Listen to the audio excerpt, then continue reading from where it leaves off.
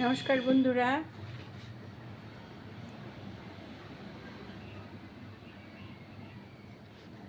দেখুন আজকে আমি এই যে লবণ দেখছেন, এটা কিন্তু বালি না, লবণে বাদাম ভাজা করছি, চিনে বাদাম।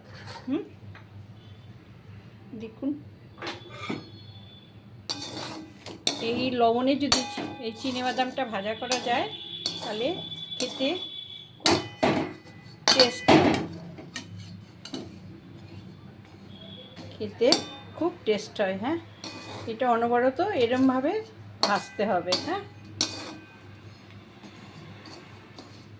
অনবরত এরমভাবে বাদামে ভাজতে হবে, বাদামটা এই লবণ দিয়ে ভাজতে হবে। লবণটাকে খুব গরম করে নিতে হবে। হ্যাঁ, খেতে না দুর্দান্ত লাগবে। দোকান থেকে কিনলে পরে দেখবি না আলাদা লবণ দিতে হয়, কিন্তু এই লবণ দিয়ে ভাজলে আর আলাদা দিতে হবে না। হ্যাঁ বন্ধুরা, আজকে আমি ভালো করে গল্প করতে পারলাম না, ভীষণ গরম লাগছে রান্নাঘরে। হ্যাঁ, কালকে করব, আবার ভালো ভিডিও নিয়ে আসবো, কালকে করব।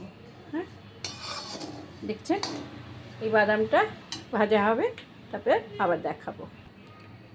দেখুন বন্ধুরা, বাদাম ভাজা হয়ে গেছে। হ্যাঁ, দেখছেন দেখছেন তো কেমন সুন্দর বাদাম ভাজা হয়েছে। এবার আমি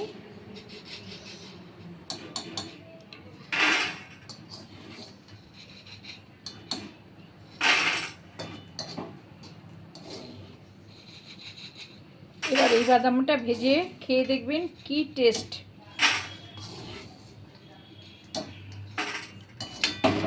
বেশ নোনতা নোনতা আর খেতে খুব সুন্দর লাগবে।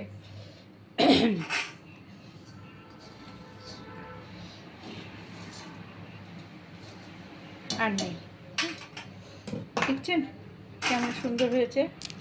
দেখুন এরকম বাদাম হয়েছে। হ্যাঁ, তুলবেন এরকম তেল ছাড়া, এইভাবে করবেন। হ্যাঁ, আর আরেকটা দেখাচ্ছি।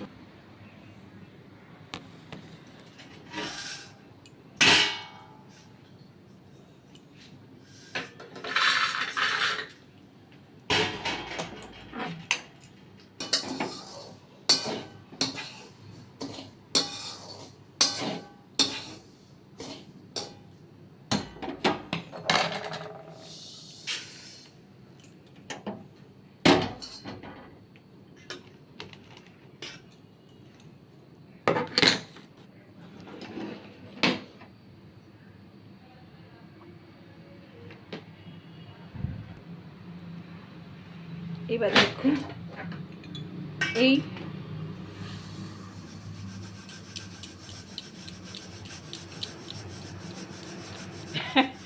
গ্রামের বাড়ির মতো খেতে, সকলে এরমভাবেই খেতে হয়। বালি নাই তো কি আছে, লবণ তো আছে।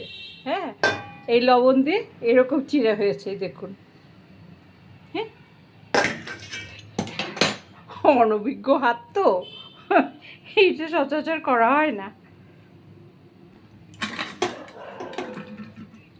এই দেখুন